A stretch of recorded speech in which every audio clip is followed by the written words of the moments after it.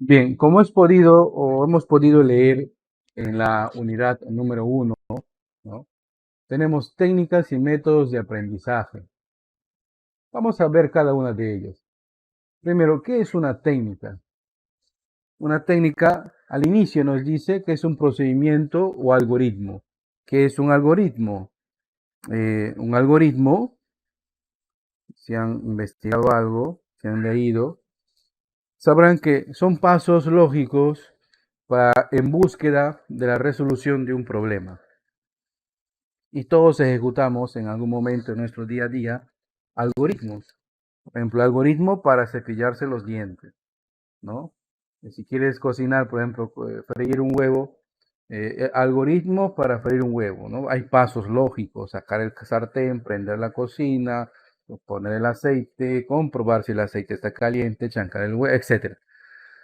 Igual, las técnicas, ¿no?, que nosotros vamos a fijar, lo que nosotros vamos a utilizar, lo que nosotros vamos a emplear para la construcción de nuestro aprendizaje, ¿no? Para la construcción de nuestro aprendizaje van a ser distintas.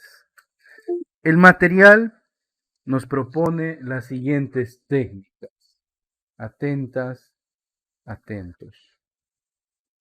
El primero es el diálogo didáctico. Ojo, no es cualquier diálogo, coloquio, de repente que usted tenga con sus pares o con sus mayores o con alguien que de repente represente mayor conocimiento. También es aquel en donde vamos a debatir ideas, ¿no? Construir conceptos, refutar una proposición, ¿no? Discutir una idea. Algunos entendemos la palabra discutir como algo malo. En realidad, discutir es algo que se da en un proceso de construcción, ¿no? Porque a veces entre nuestras diferencias podemos llegar a la construcción de un concepto, de una idea, de una proposición, de una propuesta, de un proyecto, ¿ya? Entonces, acá me he agenciado de algunas imágenes. Cuando nosotros dialogamos, a veces con nuestros pares, ojo, cuando digo pares, no necesariamente me refiero a que tengamos necesariamente la misma edad. No necesariamente es así. Podemos estar cursando, y en estudios superiores se van a dar cuenta, podemos estar cursando el mismo ciclo de una promoción de una carrera y podemos encontrarnos con gente muy menor a nosotros o con personas muy mayores a nosotros que tienen otras formas de pensar, distintas maneras de abordar un caso y proponen esas ideas, ¿no? Y es bueno siempre mantener el ABC de la comunicación. Por pandemia de repente hemos perdido esta facilidad, sobre todo en los niños, ¿no?, que todavía no han tenido la experiencia de sociabilizar. Y la sociabilización pues es la negociación implícita que se da en un diálogo, ¿no? Si alguien habla, debo escuchar, razonar su idea. Si no estoy de acuerdo, rebatir esa idea, discutir esa idea, pero no pelear, no confundar, por favor, no confundir discutir con pelear, ¿ya? Entonces podemos encontrarnos ya cuando regresemos a la presencialidad, vamos a encontrarnos con distintos tipos de personas, de distintas edades, ¿no?, de distintas formaciones, ¿no?, de distintas geografías de la región, y vamos a debatir con ellos las ideas. ¿Por qué? ¿Por qué se busca esto? Recuerden que en la primera sesión decíamos, queremos que los aprendices, los futuros profesionales, desarrollen esa habilidad de trabajar en equipo. Y una forma de esto es eh, sabiendo dominar bien, que no es nada complicado, ¿no? Hay que aceptar, sabiendo dominar bien la técnica de el diálogo didáctico, ¿no? Este diálogo didáctico puede surgir en parte por un texto que ha mostrado el docente o que ustedes han llevado, ¿no? O un video que se ha visto, que se ha observado, una noticia que hemos escuchado, un evento que ha pasado, y de eso podemos construir. Ojo que para generar un diálogo didáctico, nosotros, los que formamos parte de ese diálogo didáctico, tenemos que necesariamente recabar información relevante respecto al tema que vamos a hablar. O sea, no voy a opinar solamente porque, bueno, tengo una corazonada que es así, o porque he visto, he escuchado de repente, ¿no? No, no, no, no.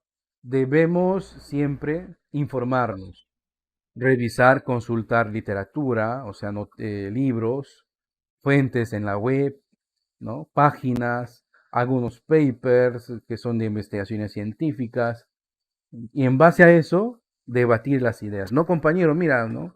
Lo que usted está diciendo ya ha quedado desfasado. Acá hay una nueva investigación que ha encontrado en el 2020 donde se ha descubierto lo contrario. Ah, muy bien. De esa manera es como uno construye, ¿no? Un aprendizaje en base al diálogo didáctico. Pero por la pandemia sabemos de que este diálogo didáctico también se ha llevado al mundo virtual, ¿no? ¿Cuántos de ustedes de repente han tenido reuniones virtuales en donde físicamente no estamos presentes, pero no por ello podemos dejar de hablar y escuchar las ideas de los otros, ¿no? Claro que esto le torna un poco más frío a las relaciones interpersonales que nosotros hacemos, ¿no? Eh, ¿Por qué les digo esto? Porque, miren, muchas veces podemos notar en los propios gestos de las personas cuando hablan, cuando gesticulan, cuando está seguro de la idea que está planteando, ¿verdad? Y en base a eso nosotros podemos darnos la idea de que, bueno, mi compañero está un poco dudoso, no está planteando muy bien su caso, o de repente nos quiere sorprender, nos quiere engañar, de repente por la actitud que pone, ¿no? Y muchas veces virtualmente casi es un poco complicado, ¿no? Casi es un poco complicado el ver esa situación. Quizás ya se va a perder esto cuando retornemos a la presencialidad, ¿ya? Pero tengan en cuenta algo, lo que siempre, bueno, ya vamos escuchando. Esta forma de aprendizaje no va a desaparecer, señores. Se va a adaptar a otras situaciones. De repente, si ustedes son alumnos recién egresados del colegio, bueno, sus papás van a querer obviamente que vayan a una presencialidad, ¿no? Más en directo, más con la frente al instructor. Pero de repente para gente que trabaja, que viene constantemente de un lugar a otro, le conviene este formato de la semipresencialidad o la virtualidad completa. Así que hay noticias de esto, estén atentas y atentos. Bien, la siguiente, recuerden, estamos en técnicas. La siguiente técnica es la lluvia de ideas. Los que somos de la Amazonía, de la selva, sabemos pues, muy bien, perfectamente lo que es una lluvia, ¿verdad? Entonces, imagínense que cada persona que forma parte de un equipo de trabajo plantee una idea, una propuesta de solución. Entonces, mediante una reunión que nosotros podamos tener, ¿no? Y respetando las ideas y las propuestas y los turnos de los demás, en un equipo de trabajo podemos generar una lluvia de ideas. ¿Cómo es eso, profe? Cada uno de los miembros, ¿no? Previamente plantea una solución, una estrategia, una forma de entender el caso, etcétera. Distintas situaciones que nosotros podemos utilizar, pero con la técnica de lluvia de ideas. Igual que en el caso anterior, puede ser presencial o puede ser también virtual, ¿no? Por la pandemia se ha hecho virtual.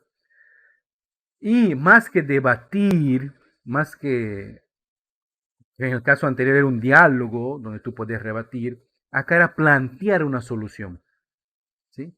O plantear unas soluciones, varias soluciones. Mire, compañero, yo tengo, para este caso, yo tengo esta idea, miren, hacemos esto, eso, lo otro. Ah, muy bien. Entonces el otro compañero no rebate de la idea del compañero, sino plantea otra más. El otro compañero plantea otra más.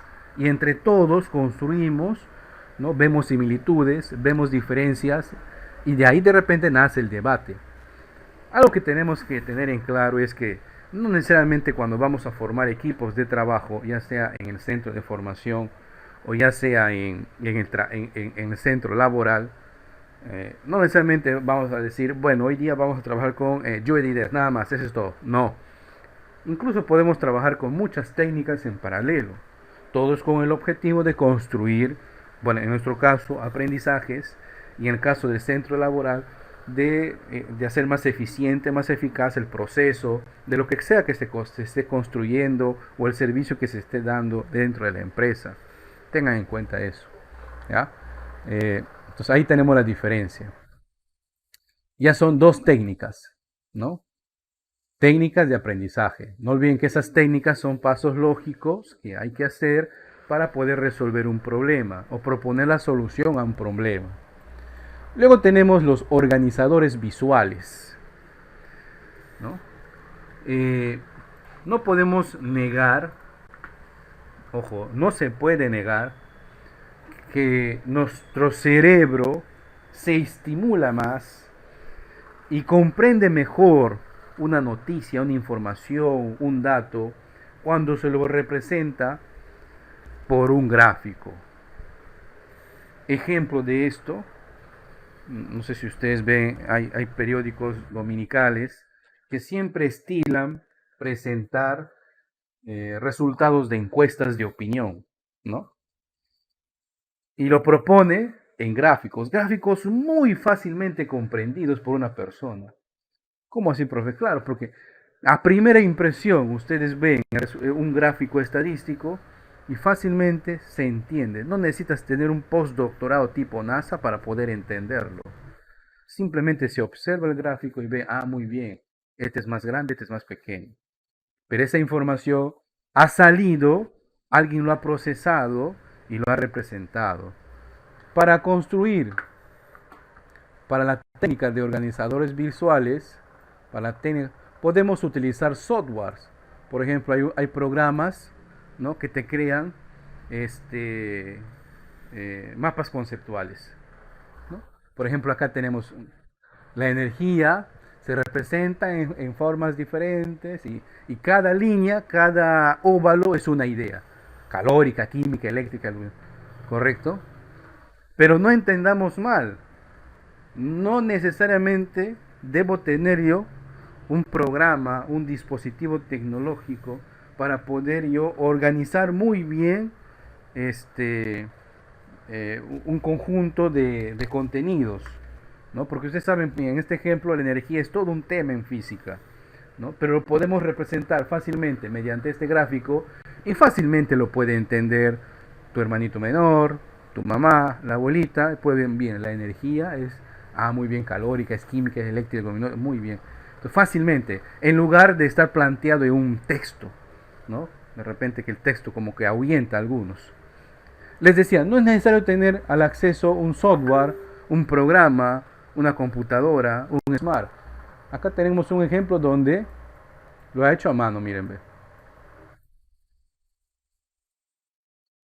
Fácilmente es un organizador visual, ¿verdad? Ha hecho hexágonos que representa un panal de abeja y en él ha escrito algunas ideas, ¿no? Claro, fácilmente. Claro que de repente la letra, el texto no es muy agradable, pero ya tienes un organizador visual, o sea, ya impresiona los sentidos, estimula que el cerebro trate de entender el gráfico, ¿correcto? Para poder representar eh, un conjunto de datos mediante un organizador visual, el que asuma este papel, o sea, ustedes, previamente ya tiene que haber leído una, dos veces, entendido y comprendido la información para poder representarlo gráficamente. Es por eso que esta técnica requiere más tiempo y más experticia de parte del que lo va a aplicar. ¿Ya? Más, ¿por qué más tiempo, profe? Porque obviamente hay que leerlo, ¿no? Y a diferencia de las otras dos técnicas, cuando ustedes leen y van a un diálogo didáctico, las ideas vienen a tu boca, ¿no? Comienzas a hablar, bueno, me parece que esto, propongo lo siguiente. En una lluvia de ideas, bueno, propongo esa solución, el otro compañero propone otra solución. Pero en un organizador visual que está pensado para representar todo ese conjunto de datos, para una ponencia, para los compañeros, y si estás laborando de repente para el equipo de ventas o para el equipo de marketing o para el taller, etcétera, ¿no? Entonces, previamente esto sí requiere más tiempo, que usted lo comprenda o comprenda algo de él. ¿Ok? Generalmente la organización visual se construye en equipos, ¿no? Y previamente, antes de su presentación, pasa por una revisión. ¿Ok? No olvidar la técnica del organizador visual, ¿no? Organizamos, ¿no? Algo que sea vistoso al cerebro. Y por último, ¿ya? Ojo, no, esto no son todas las técnicas, hay más, ¿ya? Pero el Senati propone esto. El PIL 66. ¿Qué es el PIL 66? Cuando vamos a trabajar a veces con un conjunto numeroso de personas, ¿ya? Cuando vamos a trabajar con un conjunto numeroso de personas, digamos, a ver, vamos al área de, vamos al taller, ¿cuántos mecánicos tengo acá? 20, 26, 30, vamos a suponer, ¿no? Es un proyecto grande. ¿O cuánto personal tengo acá? 60. Bastante, no podemos hacer una lluvia de ideas, nos vamos a pasar por lo menos una hora escuchando a cada uno. No podemos generar un diálogo didáctico porque sería pues como fuera un mercado, ¿verdad? Nos olvidaríamos del último trabajador, el último compañero que ha hablado. ¿Qué ha dicho el compañero? Ya me olvidé. En cambio, cuando es un grupo numeroso de personas, ¿no? Se utiliza esta técnica en la cual se hace subdivisiones.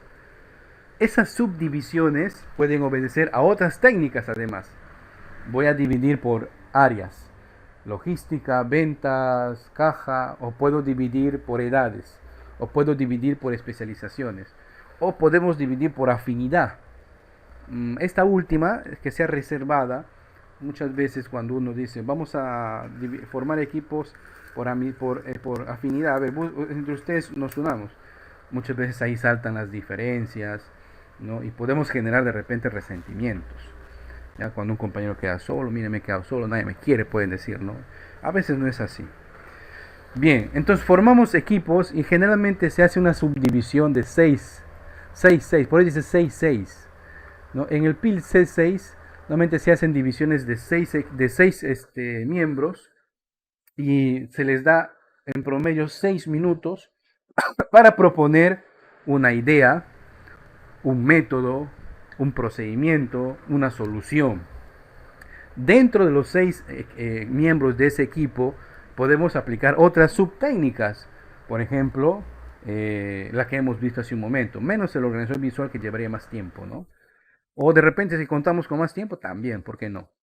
¿No? Entonces el PIL 66 es una técnica en la cual grupos grandes se subdividen en 6 personas, en 6 individuos, y cada uno de esos 6 grupos, de esos 6 individuos, perdón, cada uno de esos grupos formados por 6 individuos, se les asigna 6 minutos para formular una idea, una solución, una propuesta, un proceso, etcétera.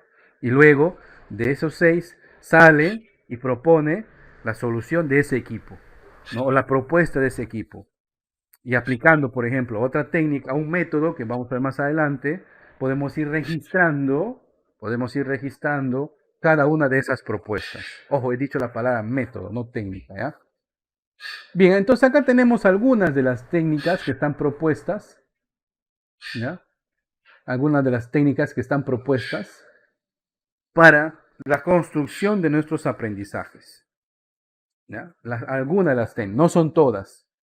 Estas son algunas que las cuales nos vamos a topar en nuestro centro de formación, Senati, o en su centro de práctica profesional, o en algún momento en su centro laboral, ¿ya?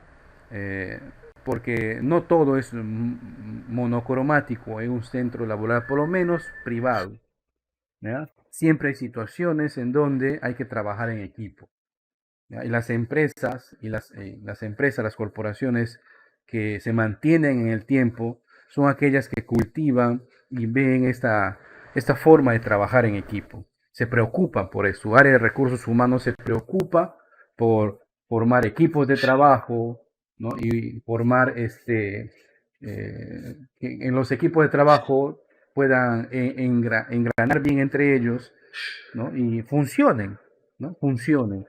¿Y cómo funcionamos? Bueno, acá hay algunas técnicas para aplicar donde podamos construir nuestro aprendizaje o solucionar problemas en el caso de una empresa. ¿Alguna pregunta hasta acá? He hecho un resumen, ojo, no he leído toda la teoría, he hecho un resumen de lo que confío que ustedes han leído, porque hemos comprometido eso, ¿no? A leer algo.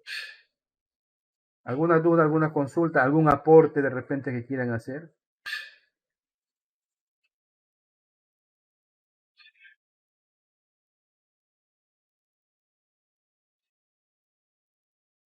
¿Ninguna?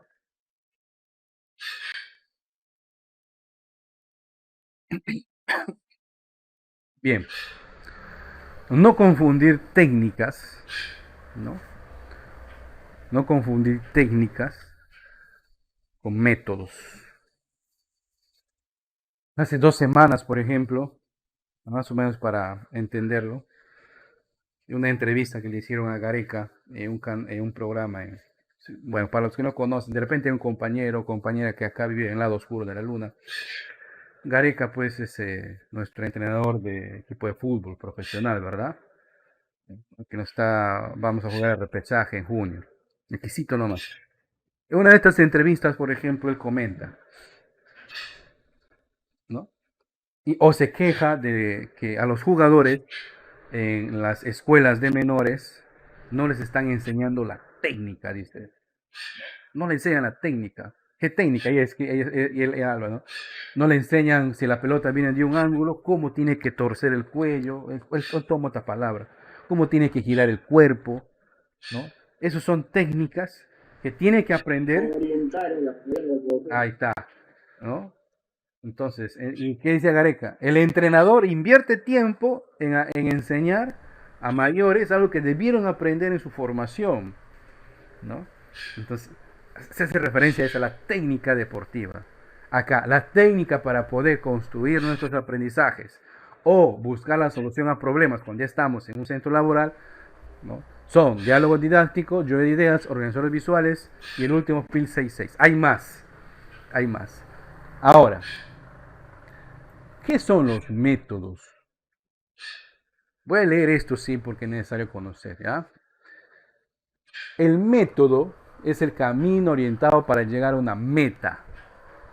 El método de aprendizaje es el camino, aquí estoy, miren, para que de repente algunos están en su celular y están medio perdido. ¿Dónde el profe? Acá estoy. ¿Ya?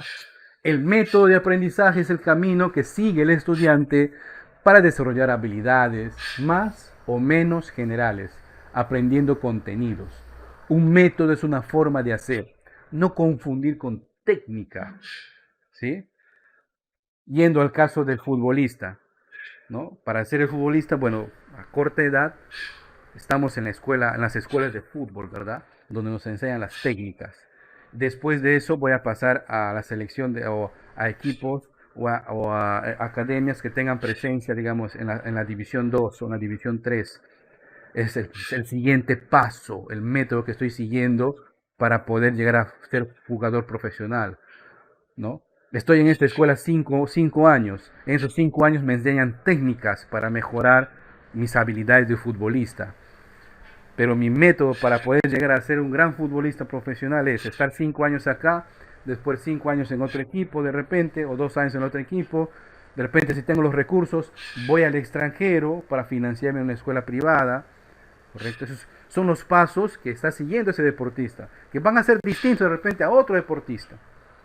¿Correcto? Los pasos, el camino por donde vamos a circular para poder construir nuestro aprendizaje o para poder desenvolvernos en una empresa son distintos a cada individuo. Acá vamos a proponer algunos métodos de construcción de aprendizaje, o sea, algunos caminos que seguir para poder construir nuestro aprendizaje. ¿Sí? Los métodos son los caminos que seguimos. En el camino podemos aplicar muchas técnicas. No sé si se entiende. ¿Sí? El método es el camino, la senda, la calle por donde se avanza. Pero mientras voy avanzando para llegar hasta mi destino, puedo aplicar muchas técnicas. Flexiono las piernas para caminar más rápido, o voy saltando, ¿no? O voy de repente rodando, pero voy a llegar a mi meta. Para llegar a mi meta aplico una y otra técnica. Entre los métodos que estamos proponiendo están el metaplan. ¿Mm? El metaplan es una forma de abordar el trabajo en equipo. Perdón.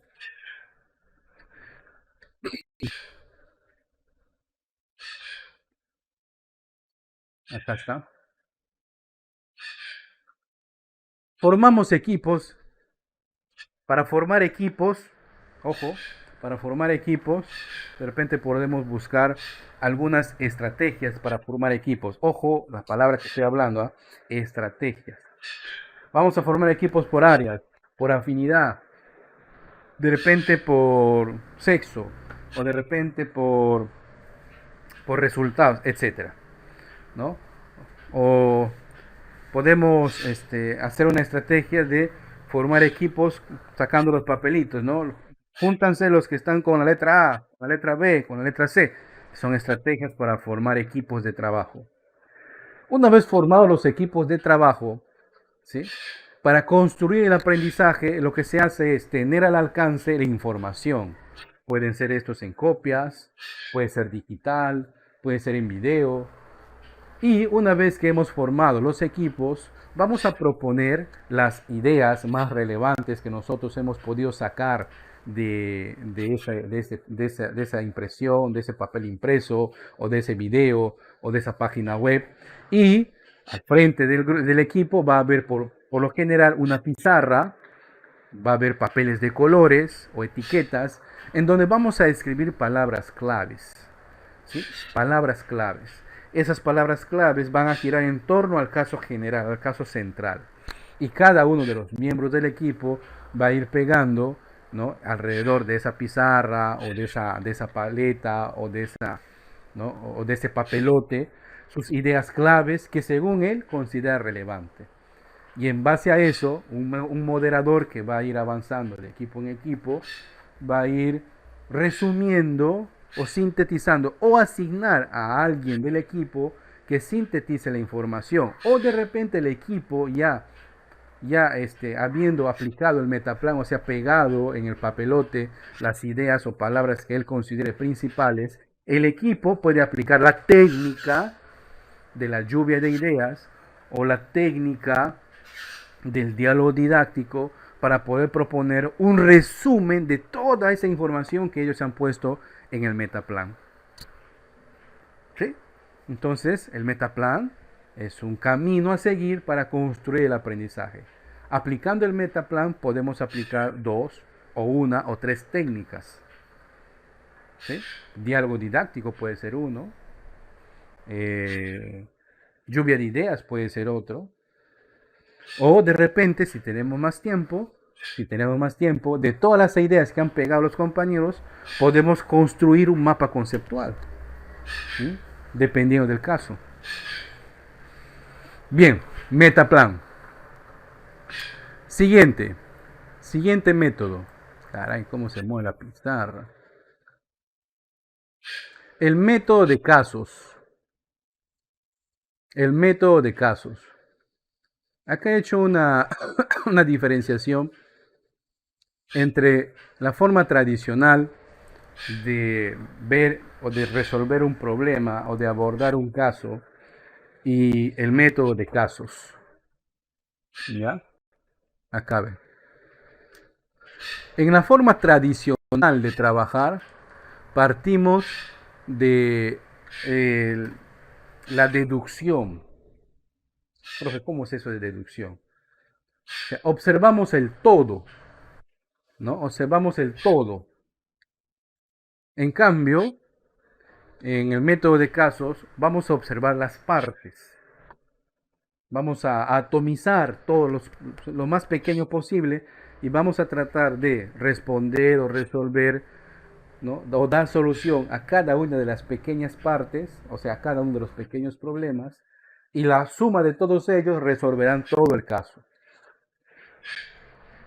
El método de casos, por eso, va de lo específico, ¿no? De lo atómico, de lo detallista a lo general.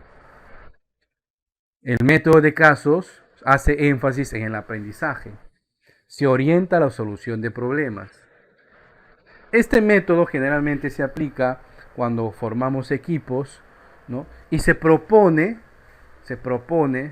un caso de la vida real, ¿no? Por ejemplo, la parte de cómputo, el técnico tal está brindando un servicio de una asistencia de mantenimiento, el cliente menciona los siguientes síntomas o los siguientes problemas que ha tenido su PC. No es necesario que compartas tu pantalla, Darwin. Darwin.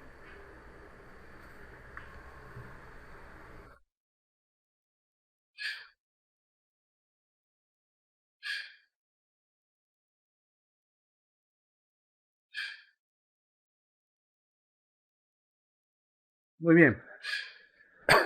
Entonces, el método de casos, como les decía, generalmente nos presentan casos de la vida real o casos o casuísticas de los distintos problemas que podemos encontrarnos, ¿no? Entonces, el equipo escucha o lee el caso que estamos planteándole y va construyendo él, ¿no? Y va construyendo él o el equipo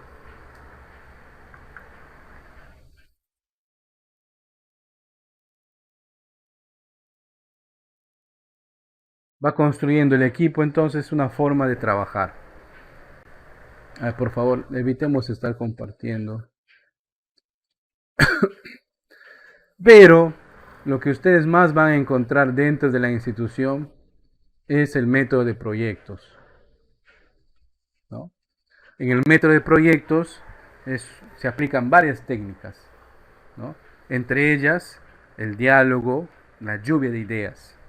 ¿En qué trata este método de proyectos? Este método de proyectos es aquel en donde necesariamente vamos a seguir unos pasos establecidos. Se forman los equipos de trabajo, se presenta el caso al equipo de trabajo, esos casos son presentados mediante videos, audios, textos, libros, manuales, ¿no? Y el equipo de trabajo va a seguir estos pasos, va a comprender el problema, va a buscar la información, va a diseñar o va a elegir una propuesta de solución, va a planificar cómo terminar de construir la propuesta de solución, va a ejecutar la planificación, o sea, va a construir. Luego va a ver si la solución o si la prueba, ¿no?, se ajusta a la solución del problema y a muchos otros problemas que puedan venir después. Y luego va a presentar un informe o una exposición de cómo lo hicieron. En cada uno de estos pasos, en cada uno de estos pasos, ya sea en la comprensión del problema, podemos aplicar la técnica de la lluvia de ideas o podemos aplicar la técnica del diálogo didáctico en el cual cada uno de los miembros del equipo expone qué es lo que está comprendiendo del problema, ¿no? Y de repente en esa forma se nos damos cuenta, no compañero, de repente te has confundido o estás entendiendo mal o yo estoy entendiendo mal. Entonces debatiendo podemos terminar de entender el problema, ¿no? Por ejemplo, para el diseño y la elección y la planificación podemos aplicar una técnica, ¿no?, de el organizador visual. Una vez comprendí el problema, teniendo la información, sabiendo bien lo que queremos hacer, hemos decidido plantear mediante un organizador visual, ¿no?, cuáles serían los pasos que vamos a seguir para dar solución al caso que nos han planteado en clase. Muy bien. Pero en estos pasos que ustedes están haciendo, ya han leído o han observado o han investigado, han comprendido el problema o el caso o el tema en sí y están buscando la solución. Para buscar la solución a algo, se necesita comprenderlo. Entonces, este es el método que ustedes más van a ver que sus instructores practican sobre todo en temas de contenido práctico y teórico, cuando regresamos pues a la parte presencial. ¿Ya? ¿Por qué? Porque normalmente la información o el manual se les asigna a los estudiantes. Además, en los tiempos que corren, hay mucha información para cualquier tipo de casos, en mayoría, ¿verdad? Las generaciones antes de ustedes sí era un poco restrictivo esto de la información, porque había que encontrarlo en bibliotecas, en libros cuyos ejemplares de repente no hay, o se han extraviado, se han perdido, había que comprar los libros, ¿no? O había que buscar una traducción a un libro. En cambio ahora no, ¿no? Con el internet podemos encontrar información actualizada, de repente no en nuestro idioma, pero sabemos de que con un plugin descargamos y el traductor no lo traduce muy bien, digamos, pero se termina de entender, ¿no? Ustedes tienen esa gran ventaja quizás que sus predecesores no han tenido. En mi generación, por ejemplo, eso era imposible, no había acceso a esa información y las únicas fuentes de información eran las bibliotecas físicas, ¿no? Porque los libros eran caros. Profe, y las fotocopiadoras, no todavía ni existían las fotocopiadoras. Vinieron años después. Entonces había que ir a la biblioteca, sacar tu carnet, buscar más o menos el libro, pedir, leer, hacer tus apuntes, ¿no? Regresar al día siguiente así. En cambio ahora ustedes no, ¿verdad? Ahí su celular, googlean, ajá, acá está la información, lo descargas, ahí, in situ. De repente, como ustedes, las generaciones que van viniendo nunca han pasado esto, pues no tanto se ponen en contexto de lo fácil que es ahora encontrar información, ¿no? Muy bien. ¿Alguna pregunta hasta acá?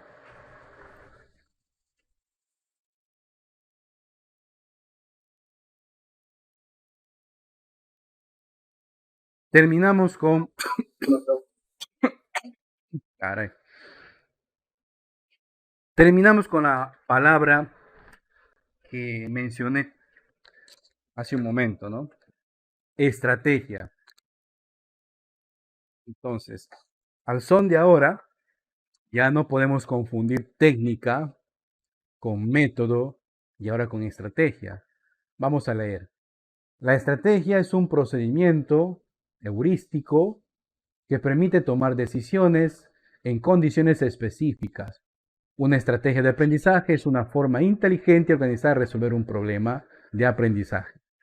Las estrategias y técnicas son siempre conscientes e intencionales, dirigidas a un objetivo relacionado con el aprendizaje.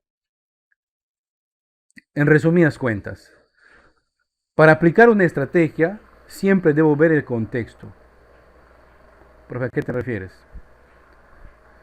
De repente en el equipo que estamos formando, ¿no?